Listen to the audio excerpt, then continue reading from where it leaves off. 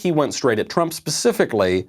He asked Judge Barrett about President Trump's refusal to say that he would peacefully transfer power if he loses the election. I appreciate what you've said about respecting our founding fathers, about the originalism. It's remarkable that we're at a place right now that this is becoming a question and a topic, but I'm asking you, in light of our founding fathers, in light of our traditions, in light that everyone who serves in that office has sworn an oath where they, quote, swear to preserve and protect and defend the Constitution of the United States, I'm just asking you, should a president commit themselves, like our founding fathers, I think, have a clear intention, like the grace that George Washington showed, to the peaceful transfer of power? Is that something that presidents should be able to do? Do you think that the president has the power to pardon himself for any past or future crimes he may have committed against the United States of America? Well, Senator Booker, that would be a legal question. That would be a constitutional question. And so in keeping with my obligation not to give hints, previews, or forecasts of how I would resolve the case, that's not one that I can answer. Well, I think I agree with you that it is an issue right now. Something I never thought would be an issue before, but it is an issue. Yeah, I agree with you, Judge Barrett. Yeah, isn't Trump terrible? Because he won't say that he'll peacefully transfer power. You know Trump, the guy who won in 2016, and then we refused to give up power. And, you know, then he was president, and we, the left, tried to overthrow his presidency, and we're continuing to do that. You know that guy? Why won't he? You know the guy running against Democrats, our party, which just said that Joe Biden should not concede under any circumstances. That was Hillary Clinton, the previous Democrat presidential nominee. You know that guy? Yeah, can you believe he won't transfer power? That's a stupid question. Trump should never answer that question. The minute you accept the premise of that question, you've already lost the idea that you might not peacefully transfer power to the left, which has spent the last 9 months burning the country to the ground. So once he moves past that stupid hack talking point, then he moves to another stupid hack talking point and asks Judge Barrett to condemn white supremacy.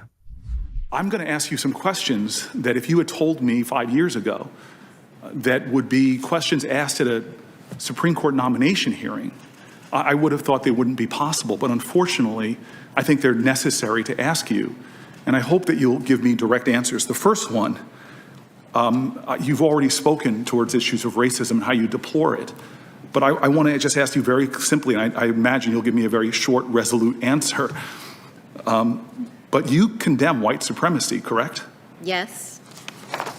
Thank you. I'm glad to see that you said that. I wish our president would say that so resolutely and unequivocally as well. But we are at a time that Americans are literally fearful because their president cannot do that in the resolute manner in which you did. I'm sorry that question had to even be asked at this time. I'm sorry, I don't want it to be asked, but it has to be asked. It has to be.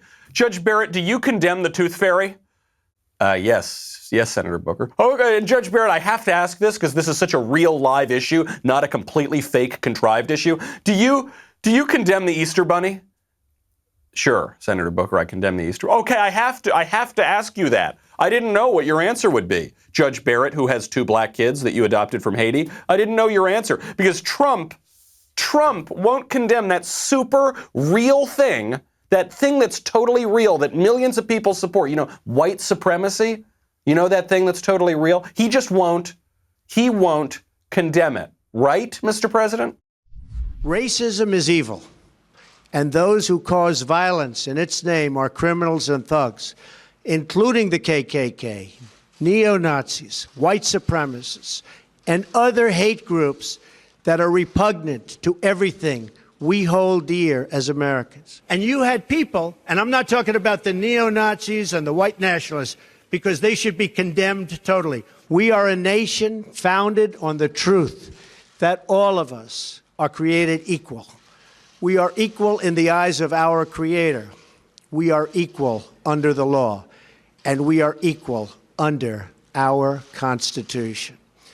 Those who spread violence in the name of bigotry strike at the very core of America. How many times do I have to reject? I've rejected David Duke. I've rejected the KKK, the Ku Klux Klan, From the time I'm 5 years old, I rejected them. Now, I have been asked this question so many times. I have rejected it so many times. I just wish he would give an answer. I just wish he could just tell us, what do you think about white supremacy?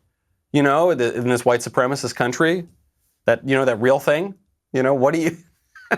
So that's all they've got. They just make up a bunch of nonsense, and then Barrett absolutely, of course, smacked it down. I hope you enjoyed that short segment from the Michael Knowles Show. Be sure to check out the full episode linked in the description, or download the podcast wherever you listen to podcasts.